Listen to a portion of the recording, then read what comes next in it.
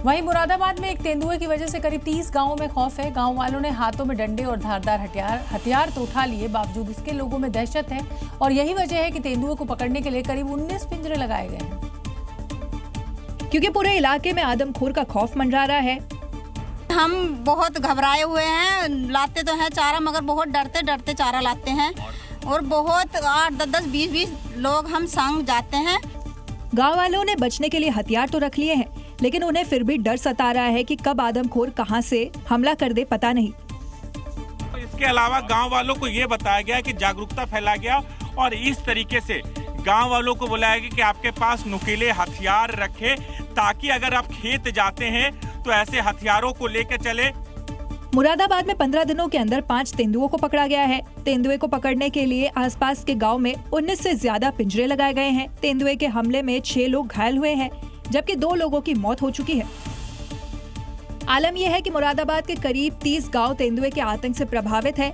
विभाग के मुताबिक तेंदुए शातिर तरीके से अपना हर मूवमेंट बदल रहे हैं। उत्तर प्रदेश के पीलीभीत में दोस्ती, प्यार, ब्लैकमेलिंग और फिर हत्या वाली गुत्थी सुलझा ली गई है। दरअसल 10 जुलाई को पीलीभीत में एक ट्रक में बैठे ड्राइवर की जलकर मौत हो गई थी। वहीं मामले में जांच के दौरान जो बातें सामने आई वो चौंका देने वाली है, क्योंकि हत्या करने वाली कोई और नहीं बल्कि ड्राइवर की ही प्रेमिका थी, जिससे मिलने के बाद पहले मृतक बलविंदर के सिर पर लोहे की रॉड से हमला किया और फिर ट्रक में आग लगा दी। केबिन में रखे एक डब्बे जिसमें कि तेल था, वहाँ पे उसको उड़ेल के और उसमें आग लगा दी गई और वहाँ से जो अभियुक्ता है वो फरार हो गई। वहीं पुलिस ने हत्या में इस्तेमाल चीजों को भी बरामद कर लिया है। आरोपी प्रेमिका से पूछताछ में उसने बताया कि वो और बलविंदर 2 साल से प्रेम संबंध में थे, लेकिन वो इसे खत्म करना चाहती थी। लेकिन मृतक ड्राइवर उसके अश्लील फोटो और वीडियो को वायरल कर देने की धमकी देकर उसे ब्लैकमेलिंग किया करता था, जिसके बाद प्रेमिका ने उसे मौत के घाट उतार दिया। अयोध्या में पुलिस ने ऐसा ऑपरेशन मंकी चलाया जिसकी कहानी सुनकर आप भी मुस्कुराने से अपने आप को रोक नहीं पाएंगे। यहाँ बंदर एक दंपत्ति के पैसे लेकर भाग गया और फिर पुलिस ने ऐसी तरकीब निकाली कि बंदर ने आसानी से पैसे वापस कर दिए। घटना का वीडियो भी सामने आया, जिसमें पुलिस बंदर को केला खिलाते हुए दिखाई दे रही है, क्योंकि इसी बंदर के पास पैसों से भरा थैला है। दरअसल ये बंदर एक दंपति का पर्स लेकर फरार हो गया। 42,000 रुपए उसमें थे। पति पत्नी ने बंदर से पैसा छुड़ाने की लाख कोशिश की, लेकिन कामयाब नहीं हो सके। आसपास के लोगों ने भी कोशिश की, लेकिन नाकाम रहे।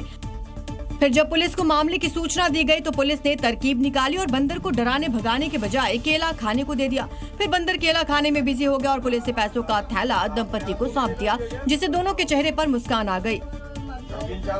लगातार बारिश और बांधों से छोड़े जा रहे पानी ने संगम नगरी प्रयागराज की चिंता को बढ़ा दिया है। गंगा और यमुना का जलस्तर 4 दिनों में 2 मीटर से ज्यादा बढ़ चुका है। करीब 11 लाख क्यूसेक पानी छोड़े जाने से ये तबाही यहां पर मच सकती है। इलाहाबाद हाईकोर्ट ने भी डीएम और नगर आयुक्त को तलब किया है। और ये तस्वीरें दिखा रही हैं कि अब प्रयागराज में बाढ़ का खतरा लगातार बढ़ता जा रहा है। जिला प्रशासन ने अलर्ट जारी किया है। हालात इसलिए भी चिंताजनक है क्योंकि कानपुर बैराज, नरौरा बांध, हरिद्वार बैराज और केन बेतवा जैसी नदियों से पानी छोड़ा गया। करीब 11 लाख क्यूसेक पानी प्रयागराज की तरफ आ रहा है, जिसके बाद प्रयागराज के 100 गांव और करीब 20 मोहल्ले डूबने की कगार पर हैं। हालांकि पहले ही लोगों को डूबे हुए घरों से सुरक्षित निकालने के लिए रेस्क्यू टीमें नाव के जरिए ऑपरेशन चला रही हैं। लेकिन मामला अब हाईकोर्ट पहुंच गया है, क्योंकि जज समय पर नहीं पहुंचे तो कोर्ट ने प्रयागराज के डीएम और नगर आयुक्त को तलब कर लिया। सवाल किया कि समय रहते जरूरी कदम क्यों नहीं उठाए गए। अब प्रशासन के सामने लोगों को सुरक्षित रखना और बढ़ते पानी के बीच व्यवस्था को संभालने की चुनौती है।